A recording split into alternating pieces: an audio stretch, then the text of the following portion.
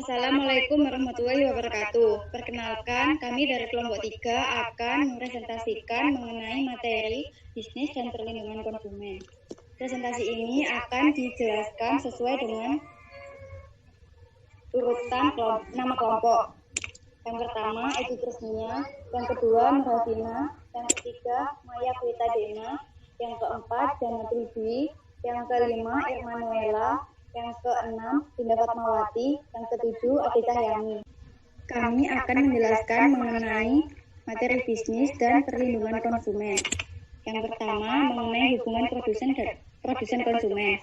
Yang kedua, gerakan konsumen. Dan yang ketiga, konsumen adalah raja. Bisnis dan perlindungan konsumen menurut Hughes dan Kapur Bisnis adalah suatu kegiatan individu yang terorganisasi untuk menghasilkan dan menjual barang dan jasa guna mendapatkan keuntungan.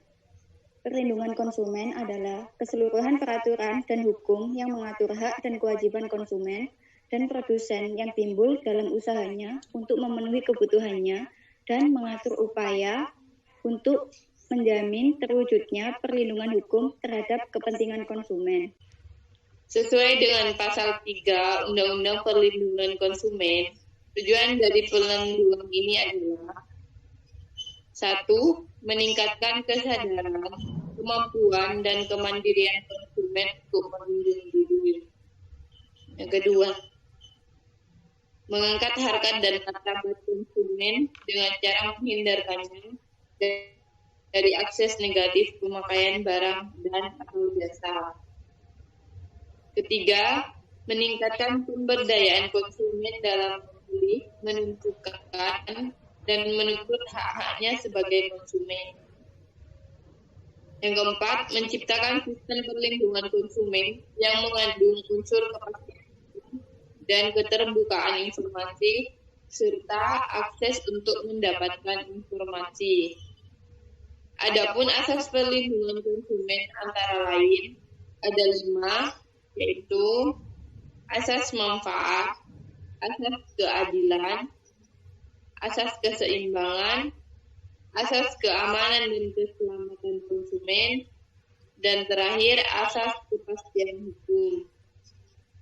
Selanjutnya akan dijelaskan oleh rekan saya. Hubungan produsen dan konsumen.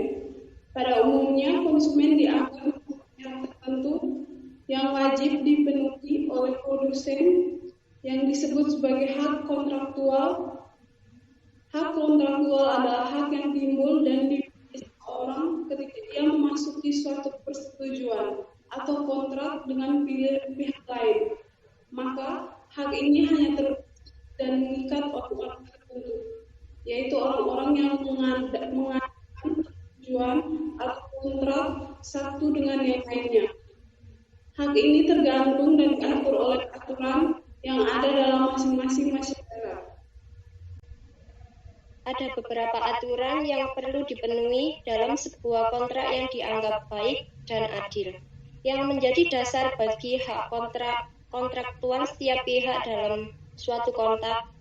Yang pertama yaitu kedua belah pihak mengetahui hakikat dan kondisi persetujuan yang mereka sepakati. Yang kedua, tidak ada pihak yang sengaja memberikan fakta yang salah atau memalsukan fakta tentang kondisi dan syarat-syarat kontrak untuk pihak lain.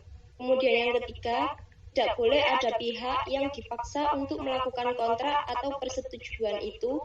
Dan kemudian yang keempat, kontrak juga tidak mengikat pihak manapun untuk tindakan yang bertentangan dengan moralitas. Yang kedua, gerakan konsumen. Salah satu syarat bagi terpenuhinya dan terjaminnya hak-hak konsumen adalah perlunya pasar dibuka dan bebaskan bagi semua pelaku ekonomi, termasuk bagi produsen dan konsumen untuk keluar masuk pasar. Gerakan konsumen lahir karena beberapa pertimbangan sebagai berikut. Yang pertama, produk yang semakin banyak di satu pihak menguntungkan konsumen karena mereka punya pilihan bebas yang terbuka, namun di pihak lain juga membuat mereka menjadi rumit. Yang kedua, jasa kini menjadi terspesialisasi sehingga menyulitkan konsumen untuk memutuskan mana yang memang benar-benar dibutuhkannya.